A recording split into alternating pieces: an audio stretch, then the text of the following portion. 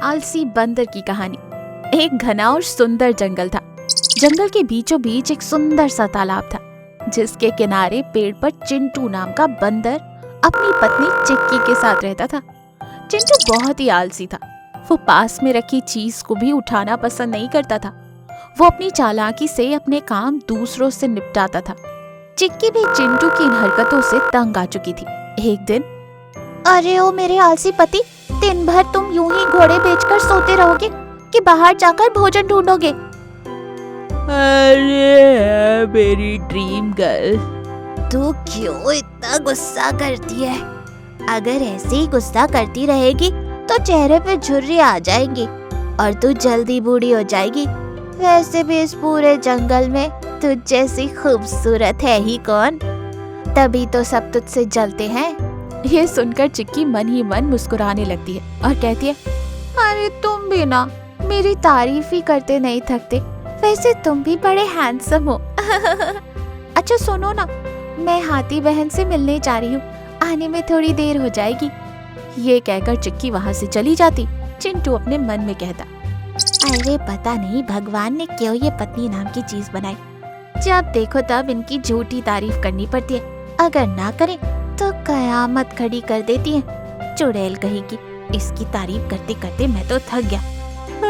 थोड़ी देर आराम कर लेता हूँ। यूँ चिंटू आराम करने लगता है कि कुछ देर बाद वहाँ लोमड़ी और हिरन आते हैं। लोमड़ी चिंटू को सोता हुआ देख हिरन से कहती है, अरे अरे हिरन, चिंटू तो सो रहा है और चिक्की भी यहाँ नहीं है। अगर तुम ये आम यहाँ रखोगी तो कोई इन्हें चुरा लेगा। इससे तो अच्छा है कि तुम ये आम मुझे दे दो, मैं खा लूंगी। ये सुनते ही चिंटू झट से नींद से जाग जाता है। आम कहाँ है? आम लाओ, मुझे दे दो। ये सुनकर हिरन और लोमड़ी जोर जोर से हंसने लगते हैं। अरे ओ आलस के ब्रांड एम्बेसडर, आम वाम कुछ नहीं है। मैं तो बस तुझे नींद से जगाने के लिए ये कह रही थी। ये सुनते ही चिंटू उदास चेहरा बना लेता। अरे यार, अरे चिंटू, हम तो मजाक कर रहे थे, तू तो बुरा मान गया। नहीं, इसमें तुम लोगों की गलती नहीं है। ये सब मेरी किस्मत का खेल है। मैंने 2 दिन से कुछ नहीं खाया है। चिक्की भी मुझे छोड़कर चली गई है। आम की बात सुनते ही मेरी जान में जान आ गई। कोई बात नहीं, मेरे साथ ऐसा ही होना चाहिए। चिंटू की उदासी को देख लोमड़ी और हिरन उदास हो जाते हैं। अरे चिंटू, तू उदास ना हो, हम अभी तेरे लिए कुछ लेकर आते हैं। ये कहकर हिरन भागते हुए जाकर चिंटू के लिए बहुत सारे फल लेकर आती है। चिंटू बड़े मजे से फल खाता है। ठीक है चिंटू, अपना ख्याल रखना, हम चलते हैं। और वो दोनों वहाँ से चले जाते हैं।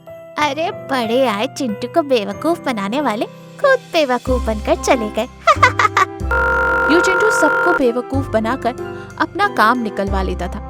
ठंडी का मौसम आने वाला था। सारे जानवर ठंड से बचने के लिए जुगाड़ ढूंढ रहे थे। अरे चिंटू, ठंड का मौसम आने वाला है, हमारे लिए लकड़ियों का इंतजाम तो कर दो। अरे चिक्की, तू क्यों परेशान होती है? ठंडी का मौसम आने में अभी काफी वक्त पड़ा है, तू चिंता ना कर। चिक्की रोज चिंटू को समझाती, पर चिंटू थोड़े ही ना किसी की सुनने वाला था। चिक्की चिंटू की आलस की वजह से तंग आकर अपने मायके चली गई। इधर ठंड का मौसम आता ही जा रहा था। सारे जानवर अपने अपने घरों में ठंड के मजे ले रहे थे, पर चिंटू ठंड के मारे परेशान हो रहा था। वो लोमड़ी के पास जाता है। अरे लोमड़ी बहन, काफी ठंड लग रही है, क्या तुम मुझे जलाने के लिए थोड़ी लकड़ियाँ दोगी? अरे चिंटू, माफ करना, मेरे पास बस थोड़ी ही लकड़ियाँ बची है, तो किसी और से मांग ले। चिंटू हिरन के पास जाता है। हिरन भी मना कर देती है। ठंड के मारे चिंटू का हाल बेहाल हो गया था। वो अपने मन में सोचता है, अरे ये मैंने क्या कर दिया? मेरा ही आलस आज मेरी जान पर बनाया। अगर मैंने चिक्की की बात मान ली होती तो आज ये मुसीबत नहीं आती। यूं चिंटू उदास हो रहा था कि तभी वहाँ लोमड़ी, हिरन और चिक्की आते हैं। देखा चिंटू, आलस कितनी बुरी बला है। हमें वक्त रहते अपने सारे काम निपटा लेना चाहिए।